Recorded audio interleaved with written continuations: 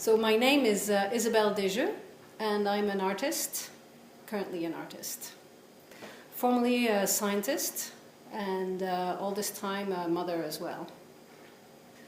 So actually there is a continuous line between the two, between the time I was a scientist and the time I'm an artist, but I guess this line becomes obvious to me now, looking back on it. And originally I think my interest was always curiosity about the world around, but you have to look for a profession. Almost out of chance, I decided I should go into medicine. Having failed that, the next best thing that was on offer was to study biology. I actually took a keen interest in biology because the way you look at things, there's a formal way of looking at things, so your natural curiosity can very much be directed. So I enjoyed studying biology from that point of view, even though it was quite technical and quite often you actually don't see what you're studying. In a way, my life between being a scientist and an artist, there's a continuous line between the two, but you might see this line only, I see this line now looking back on it, and the continuous line is really curiosity. When I was younger, of course, I thought I need to find, you're being told what you want to be, you have to have a job, so I thought doctor sounded good. I tried to do medicine, failed, and the obvious next door to medicine was biology, so you walk in there and try things, and it gave a good focus to curiosity. I enjoyed looking at things and understanding them with the angle of view of science. But when you're studying biology, you're mostly studying, nowadays, you're mostly studying things that you can't see. Molecular biology happens in a little tube and you don't see what you're studying, you're making a lot of inferences.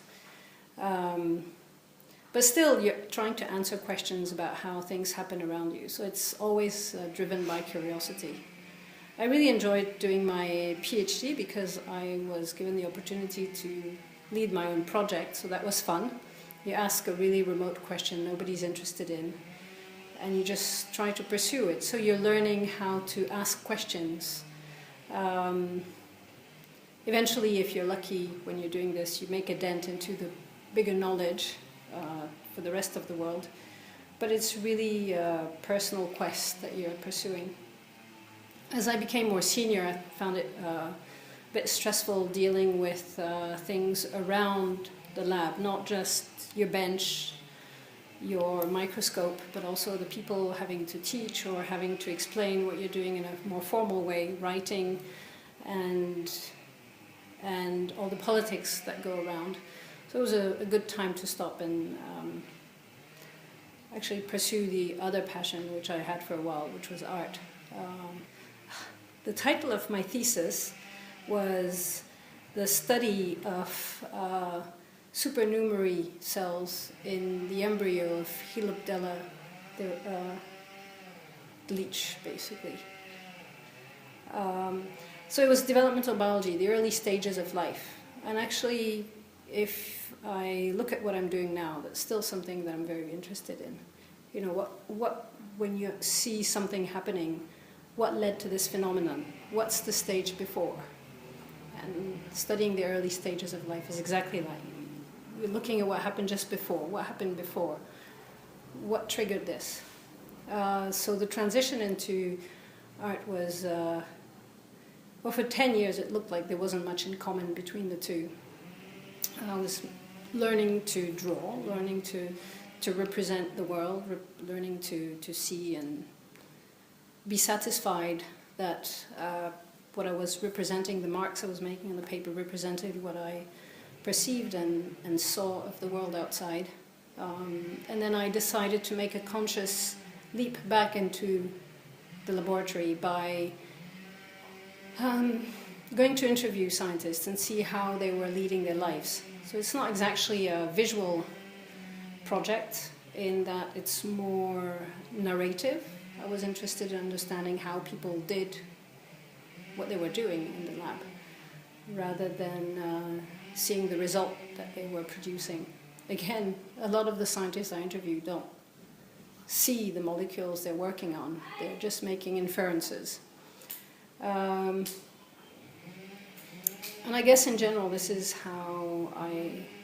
what I do now. It's looking at how people do things, what frame of reference they use for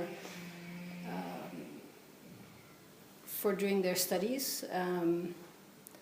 You know, like if you're looking at how you're installing things, say these seeds, there are conventions. You have to put the upper part always up and the bottom part down.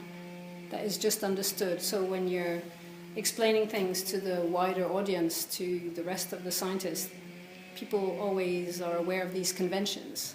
So you work with these conventions without talking about them. The problem is when these conventions, you forget about them, you forget that they're conventions, and you just get embroiled between what you think is science and what isn't.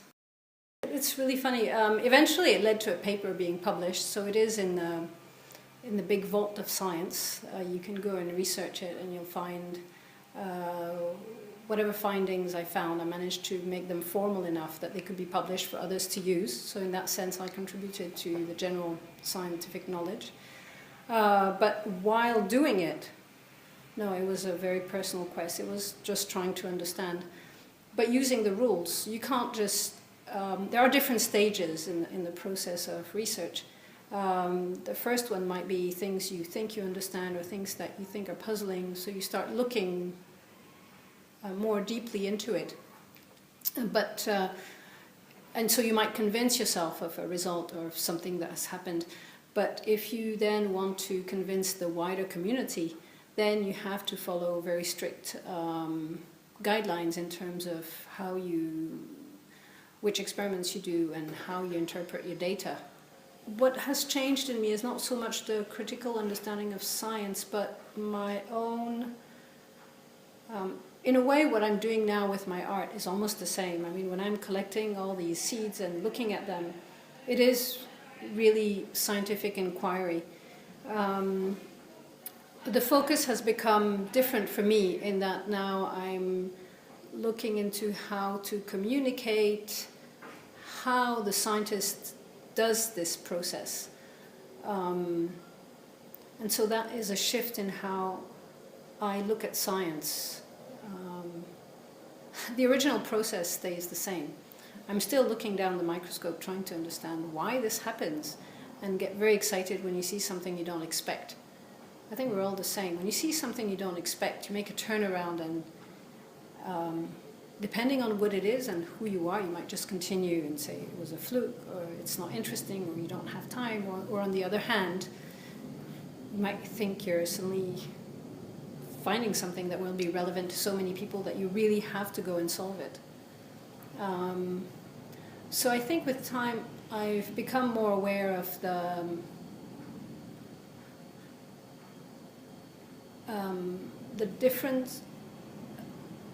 importance of the environment in which you are doing whatever it is you're doing. So if you're a scientist in the lab, you're working within that lab culture. You share science jokes or lab jokes, you know, and that's things that are understood by the people there. When you're working as an artist and you're outside, you look at these things differently. So the questions might be the same, but you just don't navigate them the same way. So actually it's interesting because my time of switching from moving away from the lab corresponds to my moving away from Europe and the West in general and moving to Asia. So it's difficult for me to distinguish between those two, you know, my environment has become different. So instead of being around European scientists, I'm now among Asian lay people, let's say. So I can't make the distinction between the two. So I think that's very important. But I find that outside science, people understand science to be mostly facts. So they will read the paper, and today they say carrots will preserve you from cancer. So they'll go and buy their carrots and eat lots of carrots. The next day they open the paper and they say carotene is bad for you.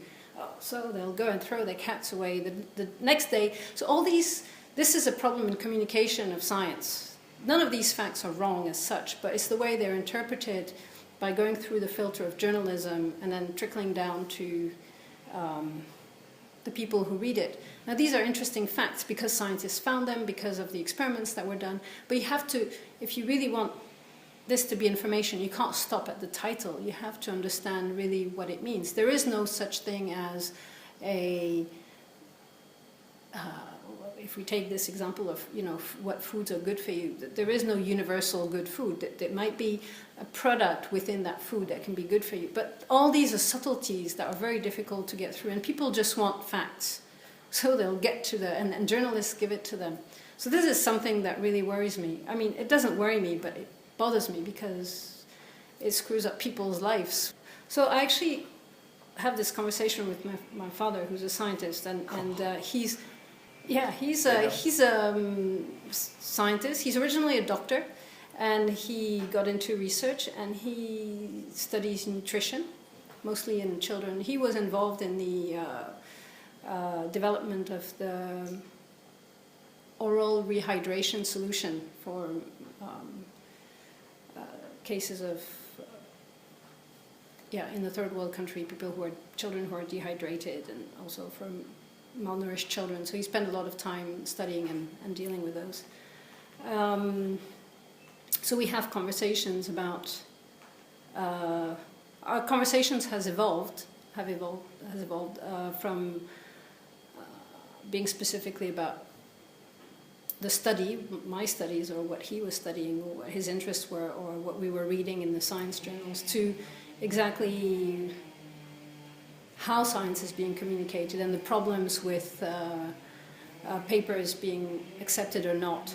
Specifically, that's a big problem in science when you work for a long time on something, but it doesn't make it to the rest of, to the wider knowledge in science because it doesn't get published. So our conversations evolved to move into that. So yeah, I deal with it in my work by trying to show the simple side of science. Science doesn't have to be all about very fancy microscopes and technology and everything. It's really a process. It's how you look at things and how you are ready to spend the time and to be rigorous enough about what you see.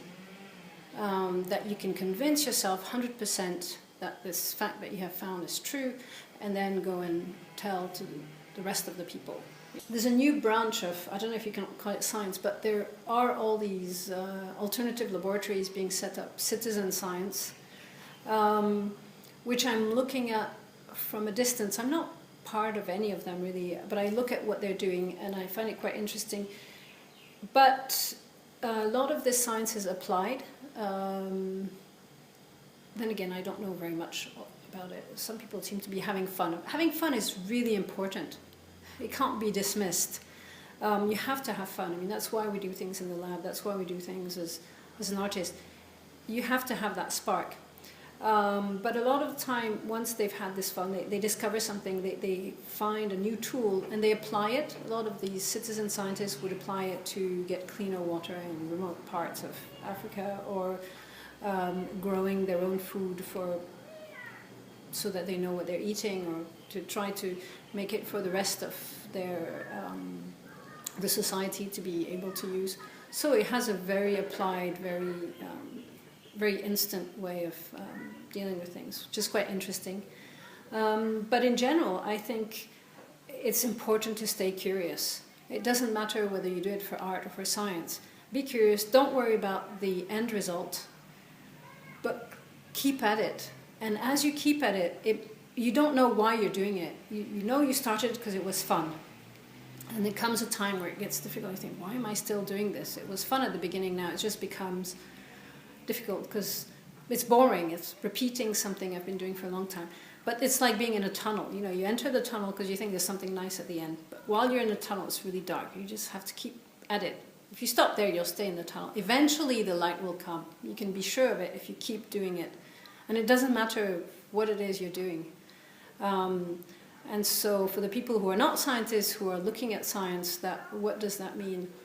It means that at least look at how people have been doing things to get to the facts that you might call science, the new facts that you're reading about in the paper. Try to understand them by understanding how they were gotten to, as opposed to just the dry facts.